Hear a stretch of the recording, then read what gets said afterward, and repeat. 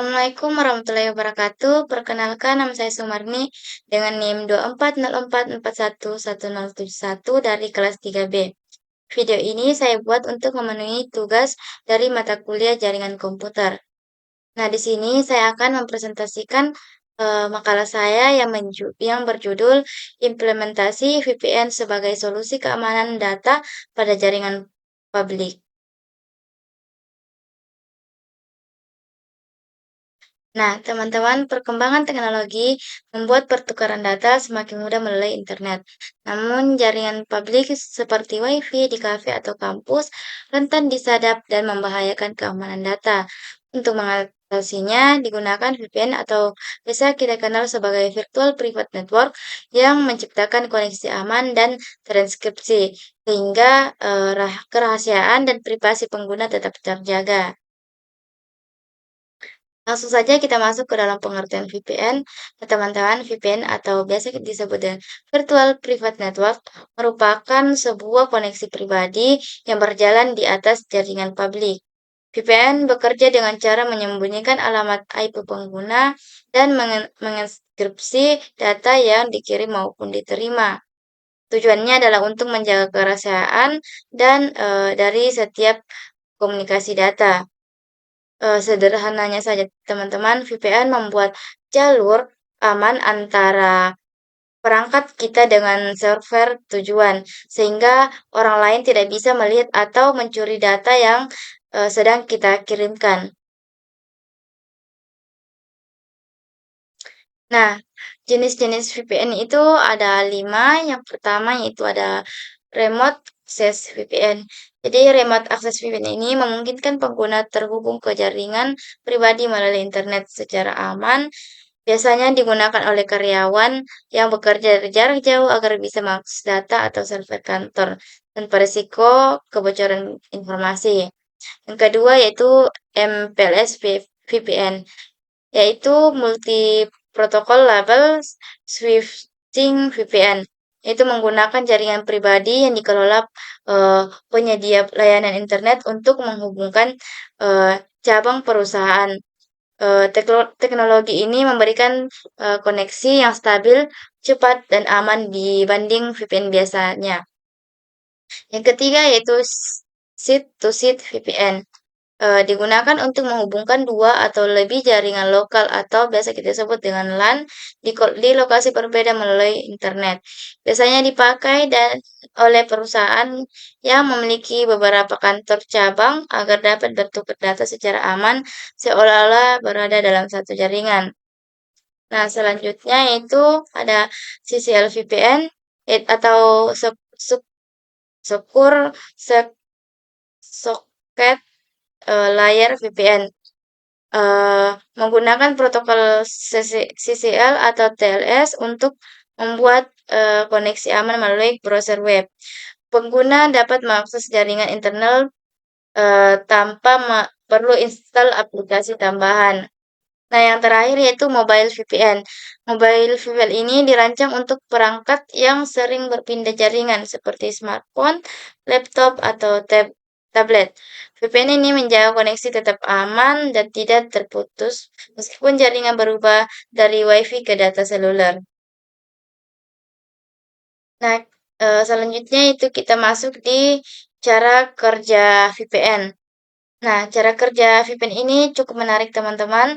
Yang pertama itu membuat tunel, yaitu terowongan aman antara pengguna dan server VPN.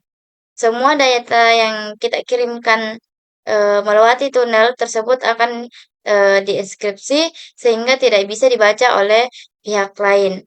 Nah, yang kedua yaitu uh, sistem VPN melakukan verifikasi antara pengguna dan server agar hanya pihak yang sah yang bisa terkoneksi. Nah, yang ketiga yaitu alamat VPN asli pengguna akan disembunyikan dan digantikan oleh VPN server VPN. Setelah itu, eh, semua data pengguna akan disalurkan lewat server VPN sehingga aktivitas online kita menjadi anonim dan aman. Yang Eee, ibaratnya saja VPN seperti mengirimkan surat dalam amplop tertutup yang hanya bisa dibuka oleh penerima. Nah, manfaat VPN ini, ada banyak yang bisa diperoleh dari di antaranya yaitu pertama melindungi data, dan identitas pengguna dari ancaman peretasan. Nah, yang kedua yaitu memberikan akses aman ke jaringan kantor dari luar lokasi kerja. Yang ketiga yaitu dapat digunakan untuk menghindari sensor atau pemblokiran situs tertentu. Keempat yaitu mengamankan transaksi online seperti perbankan dengan e-commerce.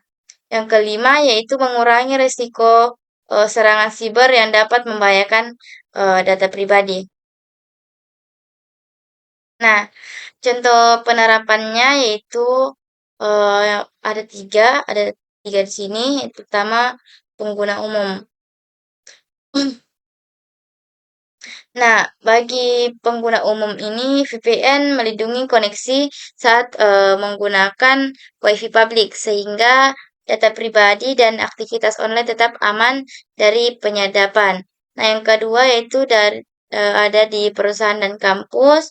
VPN digunakan untuk menghubungkan kantor cabang dengan kantor pusat secara aman. Di dunia pendidikan, VPN memungkinkan kita sebagai mahasiswa dan dosen mengakses database atau server kampus dari luar area kampus dengan koneksi terenkripsi.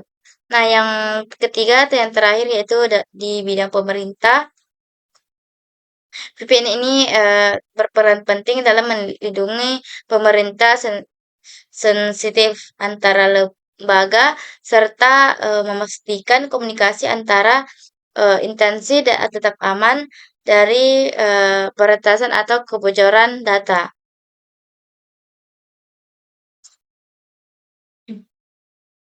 Nah, teman-teman, eee eee, di sini kita sudah masuk di kesimpulan.